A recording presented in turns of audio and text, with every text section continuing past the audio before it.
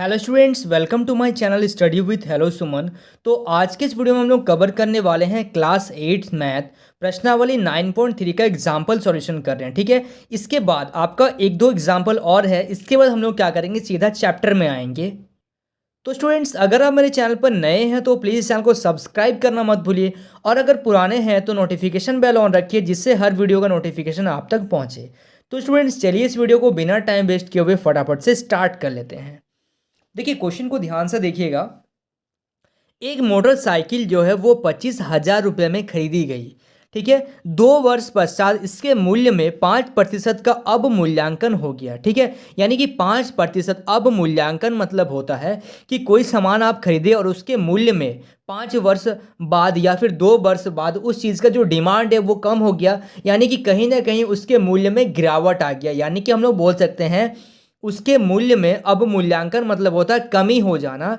2 वर्ष पश्चात मोटरसाइकिल का मूल्य ज्ञात कीजिए, यानी कि 2 वर्ष पश्चात हम लोगों को मोटरसाइकिल का कीमत कितना होगा, ठीक है, वो बताना है।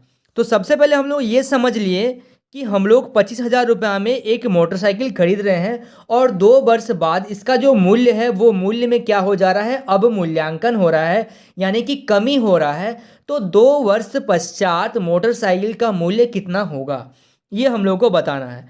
तो सबसे पहले हम लोग यहाँ पे लिखेंगे मूलधन, यानी कि कितना में खरीद रहे हैं हम लोग, 25,000 रुपये में हम लोग इसको खरीद रहे हैं।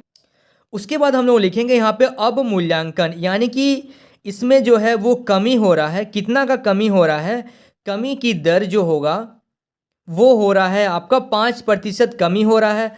वर्षों की संख्या, वर्षों की संख्या यानी कि कितना वर्ष का टाइम दिया जा रहा है, 2 वर्ष का टाइम दिया जा रहा है। ठीक है, ये मेन पॉइंट हो गया। ठीक है, हम लोगों का ये यहाँ तक आप लोगों को समझ में आ रहा है। अब हम लोग को यहाँ पे लिखेंगे कि द्वितीय वर्ष के अंत में राशि हम लोगों को कितना देना पड़ेगा या फिर कितना होगा। तो लिखेंगे चूंकि द्वितीय वर्ष के अंत में राशि, यानी कि ब्रैकेट में आप लिख सकते हैं ए बराबर पी इंटू, यानी कि मूलधन इंटू 1 माइनस होगा। यहाँ पे प्लस नहीं कर दीजिएगा गलती से, ठीक है, क्योंकि हम लोगों का क्या हो रहा है, कमी हो रहा है। ठीक है ना, जब किसी सामान को आप खरीदिएगा और 2 साल बाद या फिर 3 साल बाद कुछ भी समय के अंतराल में, कुछ भी समय के बाद अगर उसमें गिरावट आता है तो माइनस करते हैं R/100 का पावर n। ठीक है, यानी कि R क्या हो गया, हम लोगों का दर हो गया, और n क्या हो गया, कितना वर्ष का टाइम ले रहे हैं। तो यहाँ पे हम लोग लिखेंगे कितना, 25,000 इंटू 1 माइनस आर। आर कितना है, 5%, यानी कि 5/100। और यहाँ पे n कितना है हम लोगों का, n है हम लोगों का 2 साल, यानी कि 2। तो यहाँ पे 25,000 गुना, इसको जब सॉल्व करिएगा तो 100 माइनस 5, 95/100 का पावर 2, यानी कि यहाँ पे लिखेंगे 25,000 गुना, इसको 2 बार लिखिए, 95/100 इंटू 95/100, यानी कि देखिए एक जीरो से एक जीरो, ये एक जीरो से एक जीरो कैंसिल, यहाँ एक जीरो से एक जीरो कैंसिल हो गया।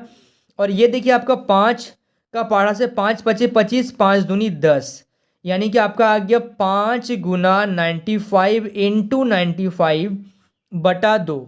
जब आप इसको सॉल्व करेंगे तो आपका कुछ इसमें पॉइंट में आने वाला। ठीक है, क्यों पॉइंट में आएगा, क्योंकि ये जो 2 है हम लोगों का ये कट नहीं रहा है, यानी कि यहाँ से आएगा 45125/2, यानी कि आपका एग्जैक्ट आंसर जो आएगा वो आएगा 22562.50।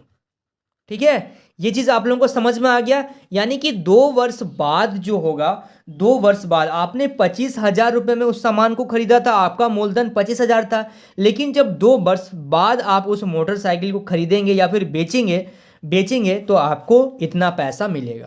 क्लियर है, क्वेश्चन समझ में आ गया आप लोगों को। एक चीज़ यहाँ पे ध्यान दीजिएगा कि यहाँ पे हम लोग माइनस करते हैं। चलिए, so students please note down this question. अब हम लोग देखते हैं एग्जाम्पल नंबर 22। देखिए 22 नंबर एग्जाम्पल को देखिए। किसी गांव की जनसंख्या 2 वर्ष पहले 400 थी। 2 वर्ष पहले कितना थी, 400 थी। वर्तमान में जनसंख्या जो है 576 है।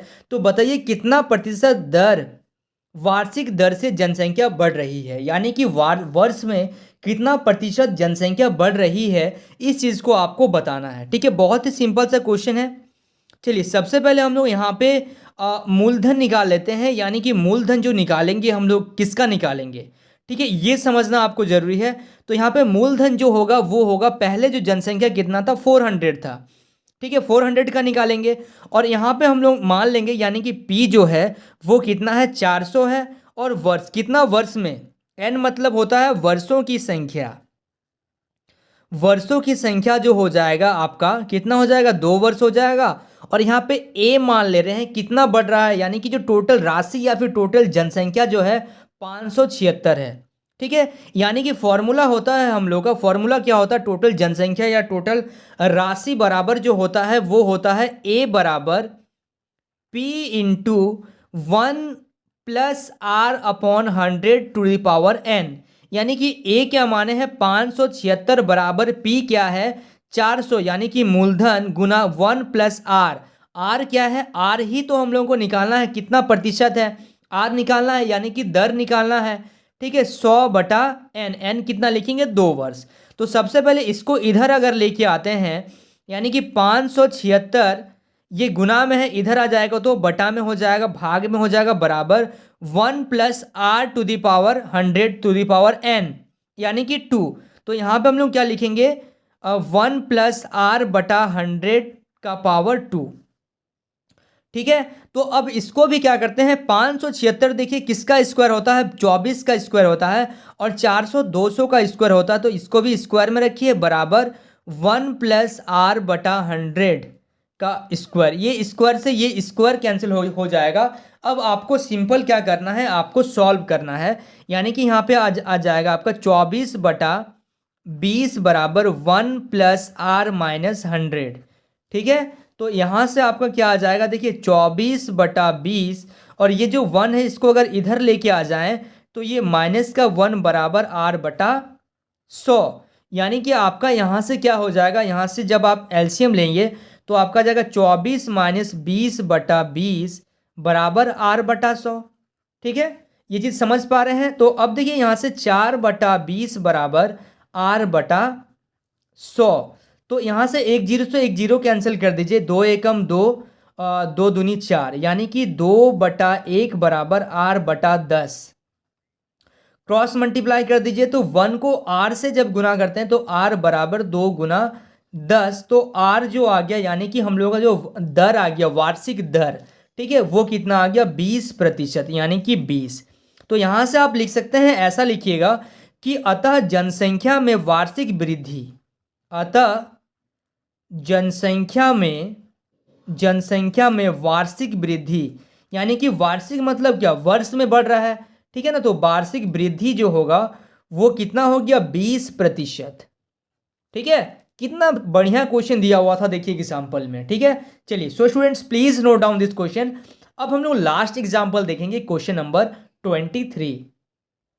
देखिए लास्ट जो एग्जाम्पल है वो एग्जाम्पल 23 क्या बताया जा रहा, देखिए 500 रुपये पर एक वर्ष के लिए 4% वार्षिक दर से चक्रवृद्धि ब्याज ज्ञात करिए। यदि ब्याज जो है 6 माही संयोजित होता है, यानी कि 6 महीने में क्या होता है वो संयोजित होता है, मतलब हर 6 महीने का इंटरेस्ट भी आपको जुड़ रहा है, उसी का आपको चक्रवृद्धि ब्याज आपको निकालना है, ठीक है। तो सबसे पहले आपको क्या क्या दिया गया है, मूलधन यानी कि P जो दिया गया है वो कितना है 500 है। उसके बाद हम लोग यहाँ से निकालेंगे n, यानी कि वर्षों की संख्या, n बराबर कितना हो जाएगा 1 वर्ष है।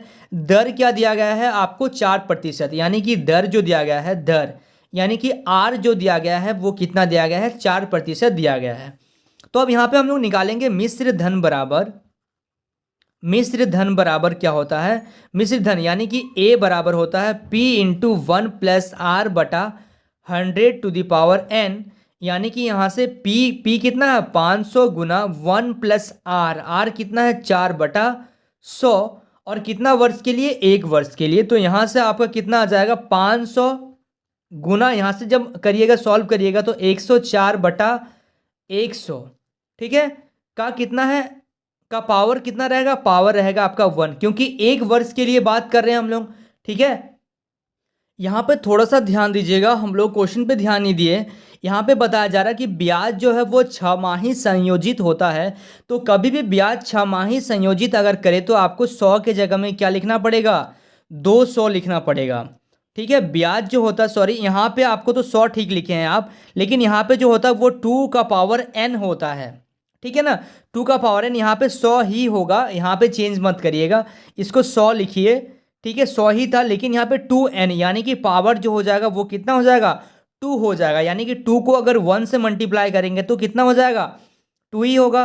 तो यहाँ पे देखिए, यहाँ पे हम लोग का अब क्या हो रहा है, अब देखिए यहाँ पे, तो यहाँ पे देखिए क्या हो जाएगा, यहाँ पे अब आपको इसको सॉल्व करना है। ठीक है, पावर है, तो आप यहाँ से क्या कर सकते हैं, 500 इंटू 104/100 गुना 104/100। जब आप इसको पूरा सॉल्व करेंगे तो ये आ जाएगा 520 पॉइंट समथिंग आएगा। ठीक है, जब आप इसको सॉल्व करेंगे तो अतः यहाँ से लिखेंगे हम लोग, अतः चक्रवृद्धि ब्याज, चक्रवृद्धि ब्याज जो होता है वो क्या हो जाएगा हम लोग का, मिश्र धन माइनस मूलधन।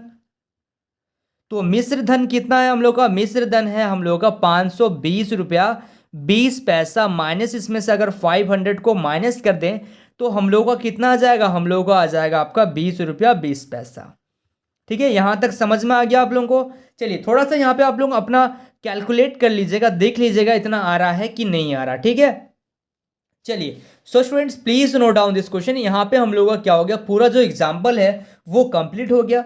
अब नेक्स्ट वीडियो जो आएगा उसमें आप लोगों को पूरा चैप्टर सॉल्यूशन मिलेगा प्रश्नावली 9.3 का। ठीक है, चलिए सो स्टूडेंट्स मिलते हैं नेक्स्ट वीडियो में, तब तक के लिए बाय।